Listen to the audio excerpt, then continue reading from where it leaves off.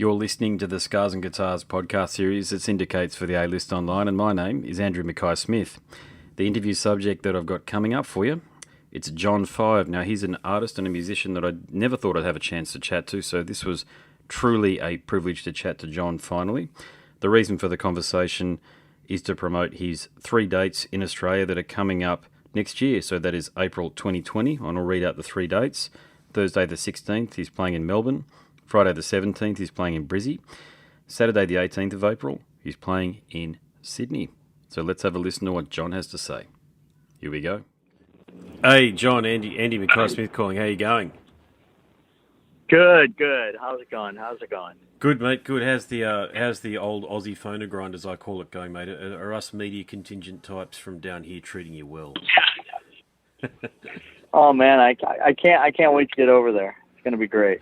Cool, mate. Yeah, look, and look, congratulations on Invasion. And I've got to say, mate, I do genuinely mean this. It's actually been almost 30 years that I've been as excited about a guitar-based instrumental album. Maybe 25 years, because the last one, it's actually one of my favourite albums of all time, with Jake E. Lee's Fine Pink Mist.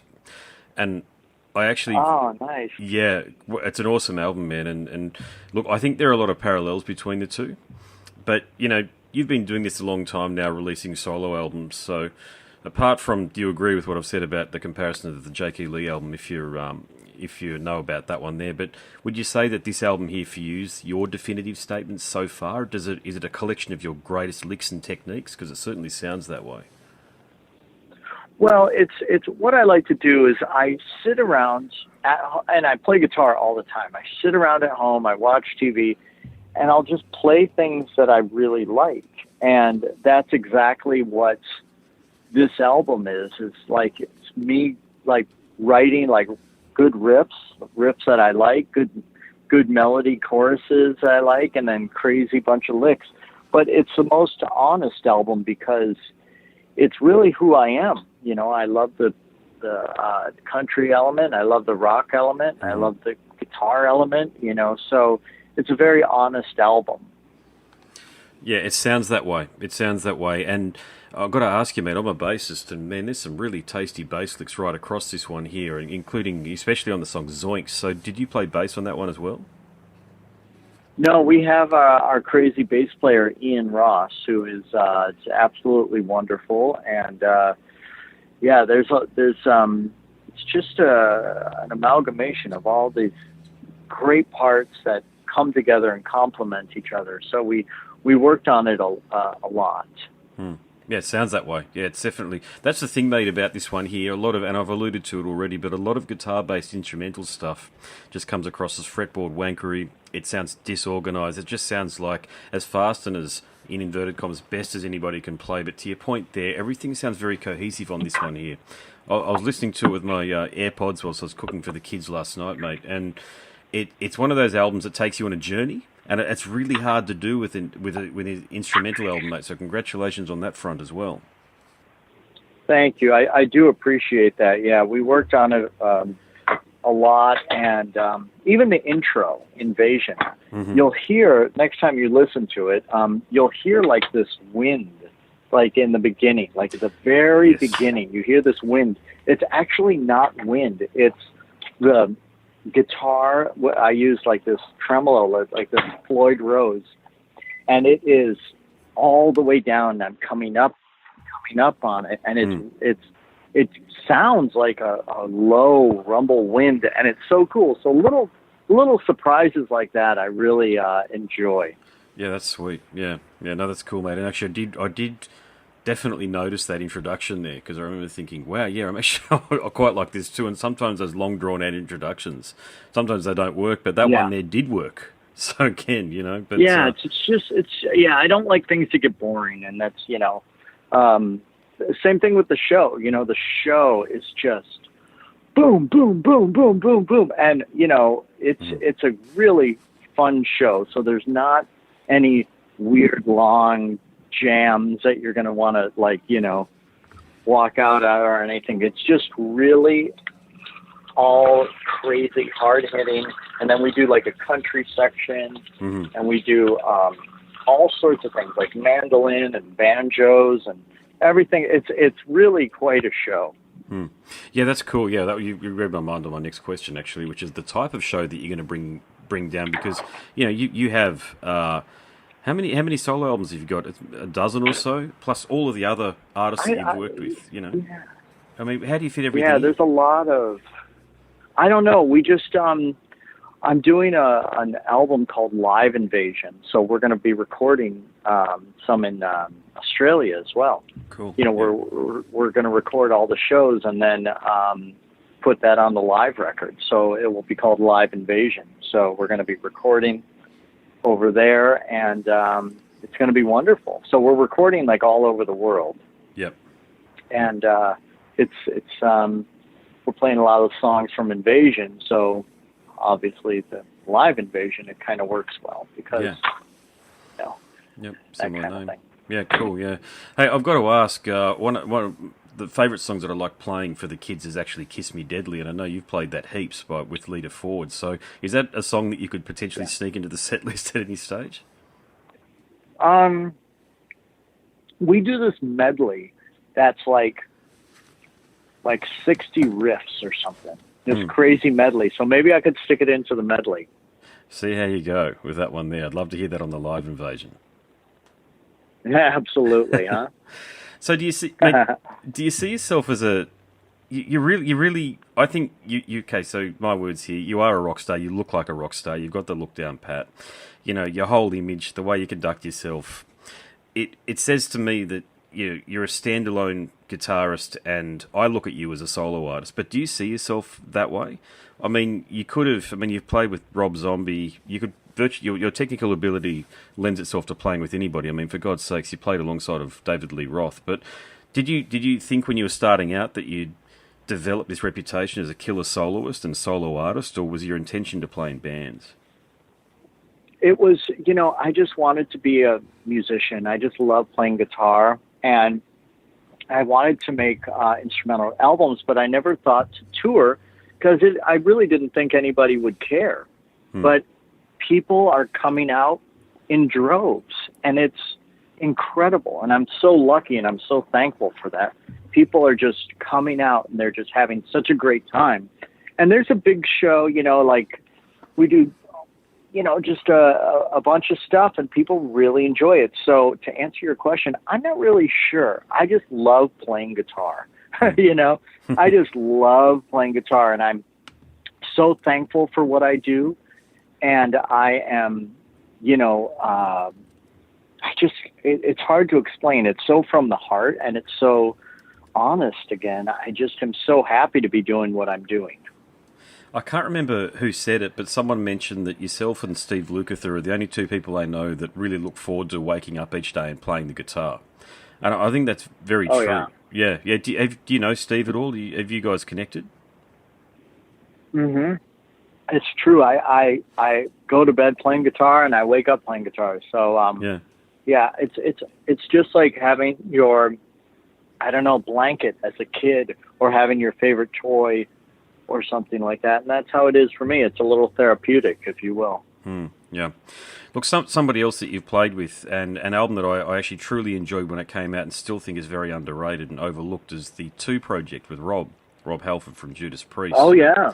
Yeah, and look, I think people have forgotten about it. Of course, that happens, especially because the album's 21 years old now. But, of course, at the time I didn't realise it, but now listening to it after all these years and comparing it to all of your other music, I mean, I think you wrote that album with all due respect to Rob, because I can hear that. Now, and I consider Absolutely. you yeah, there you go. Yeah, I figured that would be the case. Now, Rob's distanced himself from the album these days, and he claims it's not a metal album, and it's the one album that I think he's orphaned, which I never appreciate, to be honest with you, from an artist, because I think it's up to the fans to choose which albums are and aren't part of the body of work, so to speak. But, mate, your take on Voyeurs all these years later, is it an album that you still like? Oh, it is, because do you know why? A great song is a great song. Doesn't matter if it's metal, doesn't matter if it's country, doesn't matter if it's rap. A good song is a good song. Mm-hmm. Yeah, agreed. Yeah, that's how I look at it. It doesn't matter. It doesn't matter what it is. I like any kind of music, and a good album is a good album, and a great song is a great song. Yeah, it's like when Ozzy distanced himself from my favourite one in his catalogue, which is The Ultimate Sin. It's like, oh, don't do that. I think sometimes artists have got to remember that we, the fans, don't take our mystery away from us. We're busy in day jobs and all the rest of it, and this is our outlet at times. And yeah, I thought it was a good album, and it's heavier than a lot of it was almost the heaviest thing that I think that he'd done up to that date, outside of Fight. I know he was in Fight, but. Yeah, I mean, it alludes to something else, and I've got to ask you this, because I definitely remember when word filtered through that you joined Marilyn Manson, and to be honest, mate, I hope you don't mind me saying this, a lot of us felt you were ridiculously overqualified for the band, but, mate, given you, from a technical perspective, in terms of the music that you had to play, but given all that you've accomplished, would you consider your time in Manson, and I say this with the greatest of respect, is it a footnote, or would you consider it an important episode in your career? An absolute important episode. My name is John Five, and Manson gave me that name, and I had some of the best years of my life in that band, and learned a lot. And I think it was a very, very, very important time for my career. Yeah, it was. I suppose it was just one of those things, knowing that you had such a guitarist who was, and I know Zim Zum and the other guys have been they're good guitarists as well, but with yourself, you've actually got a shredder up there on stage, which is interesting in a band like Marilyn. I'm not the kind of guitar player that's like, I'm not like hey, I gotta like do all this and do that and the other thing. That's why I'm doing my instrumental thing. Same thing with Rob Zombie. Like, there's not like crazy solos in that or anything like that. I just I play when I need to play, and for my instrumental stuff, it's just really crazy overplay, and I love it. So I get it out in every way I can, and I'm definitely getting it out here with the Creatures. That's for sure. Oh, definitely. Yeah. No, that's cool, man. And mate, you've worked with some stunning artists over the years. I've already mentioned Rob, but there's Avril Lavigne, Katie Lang. Katie Lang, I didn't even know about that one, but then there's Garbage, Butch and the guys in Garbage, Meatloaf, Scorpions, Ozzy, Steve Perry from Journey. There you go, and Lynyrd Skynyrd, mate. So, mate, I'll kind of re-ask a similar question. What question I've already asked, mate. But did you think back in the day when you were 18, 19, that your career would include, I mean, you're still going, of course, you've still got a very long career ahead of you, but did you think to this date it would include collaborations with so many wonderful artists? Not in a million years, no. I mean, I used to go see Rod Stewart and all these bands, and knowing that I'm going to be a part of their history, I mean, it's crazy. So I never wished, when you're a little kid, you like, I hope I'm a football player or something like that, but I never wished to be like a well-known musician in my life. I just wanted to be a guitar player. And I never thought I'd be doing an interview or people wanted to take my picture or get my autograph. I never thought that in a million years. And that's why I am so happy to be doing what I'm doing. Doesn't matter how cold or how tired or how sick I am, I will always get up on that stage. Yeah, cool. Your fans will appreciate that, mate. Definitely, if that's the case. It's true. It's the truth. It's absolutely the truth. I never dreamt of it. Yeah, there you go. But the talent, mate, I had a chat to Trey from Morbid Angel's mum a couple of months back because it's so hard to get a hold of him for an interview, virtually impossible. And I was able to go really deep in terms of how he got his start on the guitar. And she was saying that it was at her brother's place, his uncle's house. He just had a guitar lying around. He picked it up, and I think the words were that she said he said was, "This feels great." Was it something similar for you when you picked up the guitar back in the day? Yeah, it was. It kind of chose me. I just always had an infatuation with it whenever I saw it on TV. And I started when I was 7. Yeah. So I always was really drawn to it. And I was really, really just focused in on it before I even held one. So it's a very strange thing, and that happens with a lot of even kids, like how they love a baseball or they love anything. They love a certain whatever painting or anything. It could be anything, and you're just drawn to that for some reason. It's very odd how that works, how the brain works. Yeah, I get it. Yeah. I think there's almost some providence there as well. If you believe in reincarnation and past lives, this sort of thing, mate, it'd be very interesting to see what you were in a previous life. Oh my God, I can't believe you said that, because I totally believe that 1,000%. Yeah, likewise. What you just said is exactly what I believe. Why are we afraid of certain things? Why do we like certain things? Maybe because in a past life it happened to us. Who knows? But it's interesting. It's extremely interesting. Yeah, it's a sort of thing. I lean into a lot of Krishna consciousness these days, and I'll just read this quick quote out for you. Hang on, I think you will really appreciate this. Believe me, I don't do this often, i.e. at all, but I think because we've connected over this point, let me read this out to you. So this is part of Krishna scripture, or somebody who was understood these things. They said, "Don't depend on death to liberate you from your imperfections. You are exactly the same after death as you were before. Nothing changes. You only give up the body. If you are a thief or a liar or a cheater before death, you don't become an angel merely by dying. If such were possible, then let us all go out and jump in the ocean now and become angels at once. Whatever you have made of yourself thus far, so you will be hereafter, and when you reincarnate, you will bring the same nature with you. To change, you have to make the effort, and this is the place to do it."